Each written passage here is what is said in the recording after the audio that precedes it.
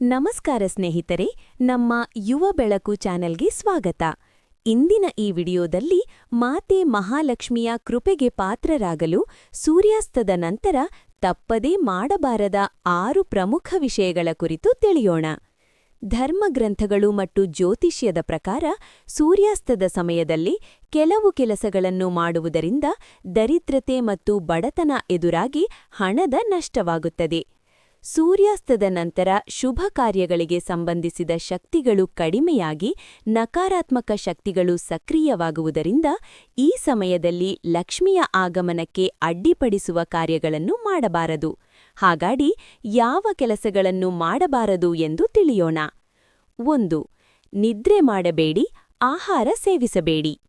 ಸೂರ್ಯಾಸ್ತದ ಸಮಯದಲ್ಲಿ ನಿದ್ರೆ ಮಾಡಬಾರದು ಅಥವಾ ಉಪಹಾರ ಅಥವಾ ಆಹಾರವನ್ನು ತಿನ್ನಬಾರದು. ನೀವು ಹೀಗೆ ಮಾಡಿದರೆ ಅದು ನಿಮ್ಮ ಆರೋಗ್ಯಕ್ಕೆ ಹಾನಿಯುಂಟು ಮಾಡುತ್ತದೆ. ಅದೇ ಸಮಯದಲ್ಲಿ ಹಣದ ಕೊರತೆಯು ಜೀವನದಲ್ಲಿ ಉದ್ಭವಿಸಲು ಪ್ರಾರಂಭಿಸುತ್ತದೆ ಎಂದು ನಂಬಲಾಗಿದೆ. ಏಕೆಂದರೆ ಸೂರ್ಯಾಸ್ತದ ಸಮಯದಲ್ಲಿ ನಿದ್ರೆ ಮಾಡುವ ವ್ಯಕ್ತಿಯು ಉದ್ಯೋಗವನ್ನೇ ಕಳೆದುಕೊಂಡು ಮಲಗುತ್ತಾನೆ ಎಂದು ಹೇಳಲಾಗುತ್ತದೆ. ನಂತರ ಮತ್ತೆ ಸೌಲಭ್ಯವನ್ನು ನೀಡುವುದನ್ನು ಇವರು ಕಡೆಗಣಿಸುತ್ತಾರೆ. ಧಾರ್ಮಿಕವಾಗಿ ಸಂಧ್ಯಾಕಾಲವನ್ನು ಪೂಜೆ ಮತ್ತು ದೀಪಾರಾಧನೆಗೆ ಮೀಸಲಿಡಬೇಕು.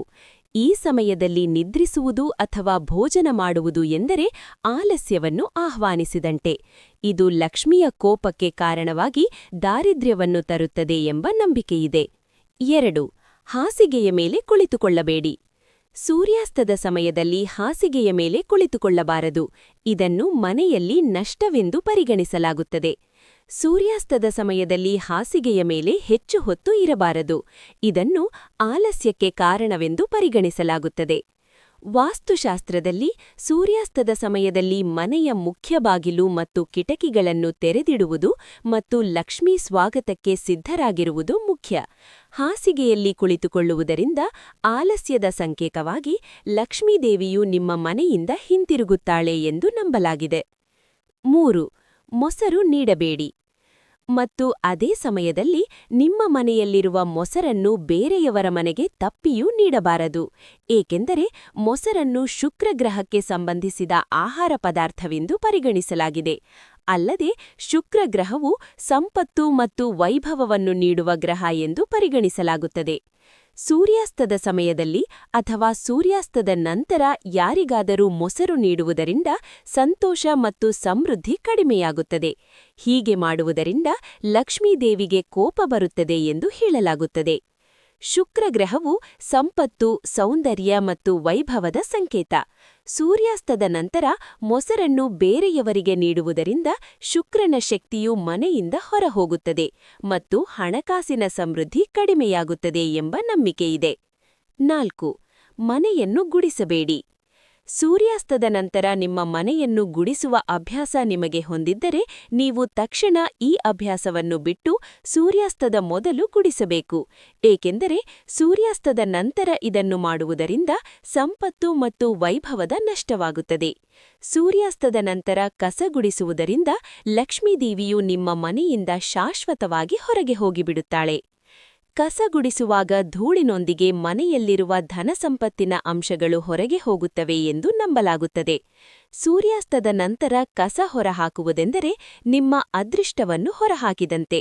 ಹಾಗಾಗಿ ಸಂಜೆಯ ಹೊತ್ತಿಗೆ ಮನೆಯ ಕಸ ಅಂದರೆ ನಕಾರಾತ್ಮಕತೆಯನ್ನು ಈಗಾಗಲೇ ನಿವಾರಿಸಿರಬೇಕು. 5. ಉಗುರುಗಳನ್ನು ತೆಗೆಯಬೇಡಿ.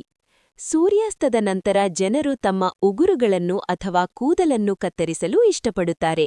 ಇದು ತುಂಬಾ ತಪ್ಪು ವಿಷಯವೆಂದು ಪರಿಗಣಿಸಲಾಗಿದೆ. ನೀವು ಹೀಗೆ ಮಾಡಿದರೆ ಈ ಅಭ್ಯಾಸವನ್ನು ಬದಲಾಯಿಸಿ.